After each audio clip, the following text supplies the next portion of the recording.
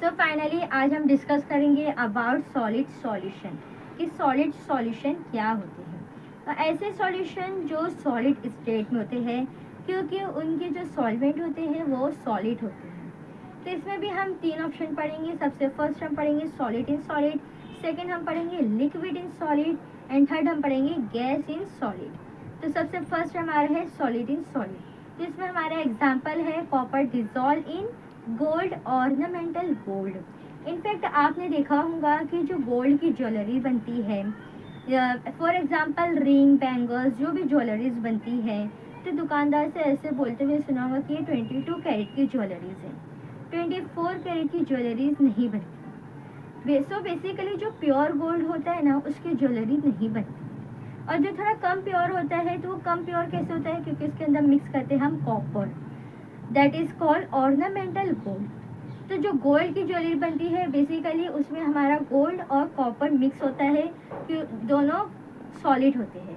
तो this is an example of solid in solid and that is solid solution.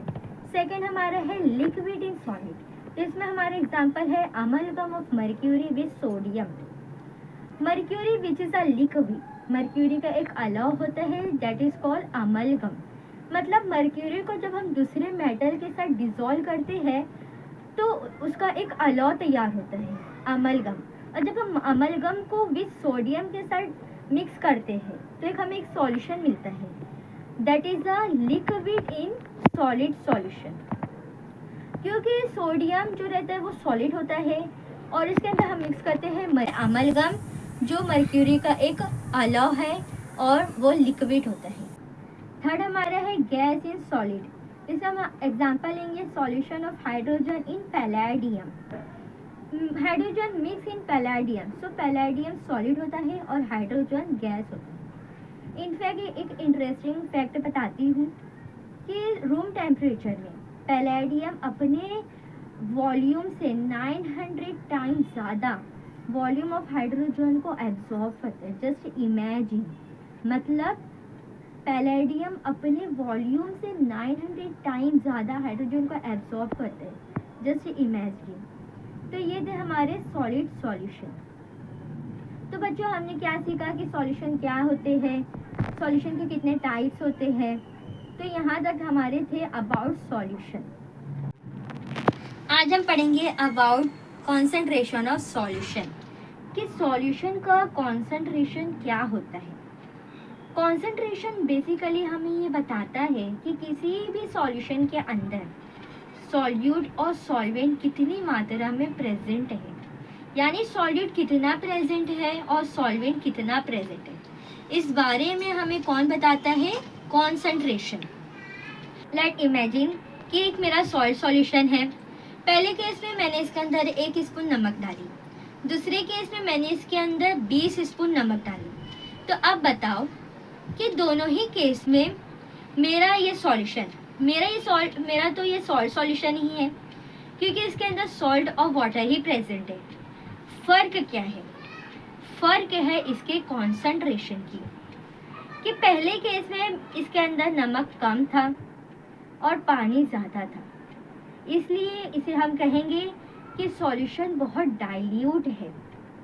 दूसरे case में नमक ज़्यादा है तो इसलिए हम इसे कहेंगे कि सॉल्यूशन बहुत कॉन्सेंट्रेटेड। इसलिए जब भी हम कॉन्सेंट्रेशन ऑफ सॉल्यूशन की बात करेंगे तो हम बेसिकली सॉल्यूशन के कंपोजिशन की बात करेंगे। इस सॉल्यूशन के अंदर जो भी कंपोनेंट प्रेजेंट है वो कितनी क्वांटिटी में प्रेजेंट है। यहाँ से हमारा इम्पॉर्टेंट टॉपिक स्टार्ट होता है कि कुछ मेथड हम सीखेंगे कि कौन कौन से तरीके से हम सॉल्यूशन के कॉन्सेंट्रेशन को क्वांटिटेटिवली मालूम कर सकते हैं।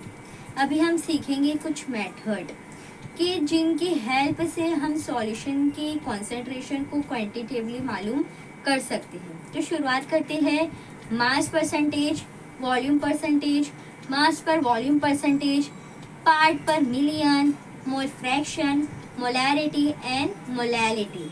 तो ये 7 चीज़ों के बारे में हम डिस्कस करेंगे डिटेल में। इस तरीके से इन सारे अलग अलग मेथड की वजह से हम सॉल्यूशन की कॉन्सेंट्रेशन को क्वांटिटेटिवली मालूम कर सकते हैं। तो चलो सबसे पहले बात करते हैं हम मास परसेंटेज की, कि मास परसेंटेज क्या होते हैं।